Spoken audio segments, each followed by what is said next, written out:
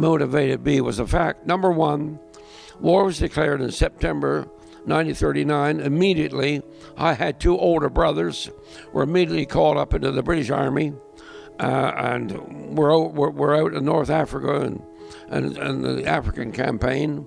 As a matter of fact, my oldest brother, Ray, was a prisoner of war, and we didn't find him till a year after the war, and in a nunnery in Italy, and the nuns were looking after him, and he was very sick with malaria.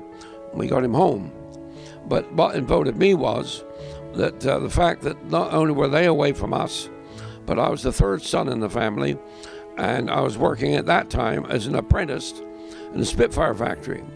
And they told me that I wouldn't be able to go in the armed forces because I was working in an aircraft factory, so I wouldn't be eligible. They needed the workers.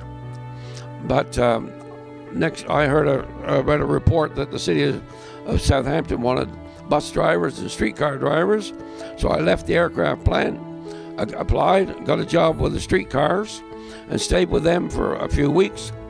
And the real motivation came when I was down the end of the city one night, and the air raid siren went, and we went down an old air raid shelter. When we came back up 2 hours afterwards, the all clear sounded. I came out, I had no streetcars, just a hole in the ground, gone, and dead bodies. There's a double-decker bus laying on its side, women and children all over the place dead, and that told me one thing. They're coming over here to bomb civilians. It's time for me to do something. So the next day, I joined the RAF. Then I got posted in the north of England to a place called Ringway, which is now Manchester Airport. And it was the #1 Royal Air Force Parachute Training School. I was taken into the wing commander, a man by the name of Kilkenny. He said, "Bampton," he said, "I'm looking at your record from your instructor. We need new instructors.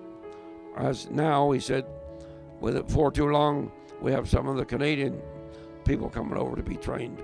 So I stayed on as staff instructor at the Royal Air Force Parachute School till the end of the war. I was called into the instructor's CI, chief instructor's office one day. He said, "We have some special people coming, and we're keeping them in one of the barracks over on the other side of the base, and they're young men, and they're French, from the Free French Maquis movement in France. And they've gotten them back through here to us from Spain, and we have to teach them aircraft recognition and parachuting. And we're going to take them back over in France and drop them, and they can work underground against the Germans." I walked in the hangar the next morning for the first training. There's a bunch of people lined up. They were kids. The oldest one was 16 years old. I had 8 of them, and we had to put weights on 4 of them, so the parachute wouldn't go up, it would come down, because they were only kids. They didn't weigh 120 pounds. And we trained them, and the story to that is about a month afterwards, we were pushing the Germans back into France, and the French people were starting to take action, and so we took these young fellas over. And the aircraft that I had was a short Sterling. It's a 4-engine heavy-duty bomber.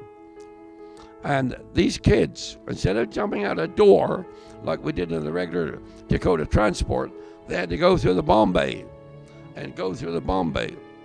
And so what it was, there was a walkway about 2 feet wide, and we hooked them up to the static line. Their chutes were hooked up, and they had to walk along that catwalk and then drop off and go out the bomb bay, each one at a time. And I went with them down onto the bomb bay, and I didn't have a chute on, you couldn't, no room. And I got down, got each one of them off, and the last one, he had a rifle fully strapped to him, and he went sideways and got stuck. I had to go down and lift up to get him out. Now remember, this is in November, it's at night. Followed a bombing raid in, and went in behind them and dropped, then turned around and came back to England. And so when we get back to the base, we have to report to the operations room. And one of the men said to me, "Your aircraft was a little late getting away from the DZ, your dropping zone." get the wheels up and the bomb bay closed off and get it away? I said, yes. I said, I had a problem with one of the young fellas got stuck in the bomb bay, and I had to get him out. Well, he said, by the time you got him out, he'd be about 20 miles off his prow from where he should have been. Those 16-year-old kids, boys, were going back to southern France, working underground in villages in the mountains and around southern France, northern France, and coming out at night.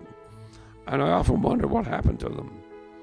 And when I think of that, this morning, when you listen to me talking, you got to realize any 16-year-old youngster that's listening to me this morning, what would you do if you were in an airplane over Germany, 2,000 feet in the middle of the night, and jump out a hole on an airplane? These things tend to make us realize that we as people have a responsibility to one another. But most of all, God looks after his people. And every day I thank him, and I thank him for people like you that looked after us and were able to fellowship with at this time. Thank you.